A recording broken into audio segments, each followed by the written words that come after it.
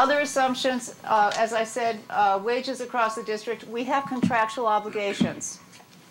That contracts negotiated in good faith with our bargaining units and negotiated perhaps a couple of years ago for many, because 5 of our contracts are coming up over the next year to be negotiated, most notably the MEA, the Monroe Education Association. It's our major bargaining unit of our teachers. We start negotiating for that come next summer. We have our accreditation visit for Massac High School. I know that I see Principal Batista over here who's been working with his high school staff over the past few years preparing for this visit. And that will be a budget item that we need to allocate for a team of 15 people to come into this facility and to stay for about 5 days and to explore and audit what we're doing and give us a comprehensive report on the quality of education here at Massac High School so we can maintain our accreditation as a school. Enrollment has been a factor that we've looked at. Last year we were able to adjust our staffing based on enrollment. It is a minor shift this year.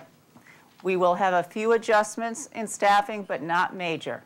And most of that will come from the elementary level. We're losing about 80 students, K through 6. Chalk Hill is stable. Jockey Hollow is just about the same. The high school picks up a little bit. But overall, it is not a major decrease. So the decrease in our student enrollment this year is really the smallest of that 10-year projection as we look out. And for those of you with the budget books in front of you, and it will be posted online by Monday, you can follow the entire analysis that we had done by Dr. Peter Prouda. Each year we'll have that enrollment analysis and projections done so that we are anticipating how many students will be coming in the future, how many do we need to plan for. A very hot topic, the parents calling me asking, are we closing a school? Are we proposing to close a school? We are not proposing to close a school. We have done a thoughtful analysis, and we believe it would be extremely disruptive. It would erode the integrity of our educational programs if we tried to compress some of our schools together at this time. However, with that said, if we continue to lose students, decreasing enrollment, when I say lose, they're not leaving our community. It's just we have fewer babies born each year. Fewer young families coming into our community right now. If our enrollment continues the pattern as predicted, by 2014-15, we will be able to close one of our schools. And it's my recommendation to the Board of Education that it looks at a committee or a task force to say which school should we close, because the educational configuration will be impacted by the school. And the town may have other thoughts on which building state of repair. Right now, the plans for Chalk Hill renovation were put on hold last fall. If we are to maintain Chalk Hill down the road, then the town really needs to think about close to a $30 million renovation. And that's a ballpark from the architectural estimates that were given a year ago. So what else? We have a very difficult challenge this year. And it is the first year in as long as I can trace. I've asked our Director of Finance, Mrs. Nancy O'Day Wyrick, to do some forensic accounting and go back as far as she could in looking at our self-insurance account and how we funded that. We have, as long as the records we can find, have always had a reserve, some money that we can count on that would help to offset the costs. We don't have that, so we are budgeting from zero. So we have the annual increase of medical costs, which are going up across the country for all people. I mean, that's part of our national health care agenda, to look at the escalating costs. But beyond that, where we started, we are now down here, so we have to bring it up to where we started last year, and then again, bring up to the increase. So we have to true up on the medical and pay for it out of the operating budget.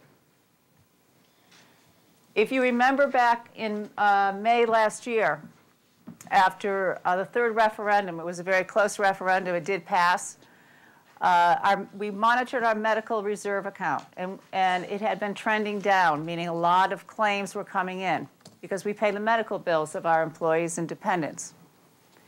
And we found that there would be a deficit, and we had to move $900,000 into that account to make sure that for the current year, this year, we were going to be whole. Part of that mitigation strategy, and I would like to thank the Board of Education and the Board of Finance, was there was an agreement, any money that the Board of Education could not spend, we shut down spending at the end of the last fiscal year for the last quarter as best we could, only essential items we purchased. Whatever money we did not spend, we could then put right into the medical reserve account. And we put in $427,000, which helped us to make us whole this year. It doesn't help us for the new budget. Salary costs, part of the bump in the salary account you'll see is last year during budget time, we realized we had a credit for heating oil. That over the last year or so, we did not have the very cold winters and we didn't use up all of the oil that we had contracted for. We were able to liquidate that. And that $230,000 helped to offset the salaries.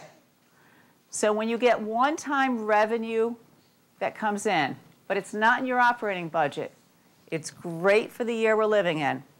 But for next year, it means that we have to increase our operating budget to make up that difference. So some of the increases are the normal cost of living increases, and the other increases are because we've had one-time input of revenue from other non-renewable sources. So what are the educational assumptions? Our business is education. Our business is the future of every child. On October 1st this year, which is our official census date, we had 3,900 students exactly in the district. I know I got the number and I said exactly? Not over, not under one? No, 3,900 students for our official total this year. Every single student is unique. Every student has different educational needs. Some students come to school and they do not need a lot of support. They are independent learners. They can learn very easily, and other learners can be just as successful, but they need some more time, they need more support, and they need more resources. In order to level the playing field so that every child has an opportunity to succeed, we customize the educational program to make sure that all learners can learn at high levels. The third bullet, the quality of teaching in our district is the single most important factor in student learning. High-quality educators are have the highest correlation to the achievement of your students.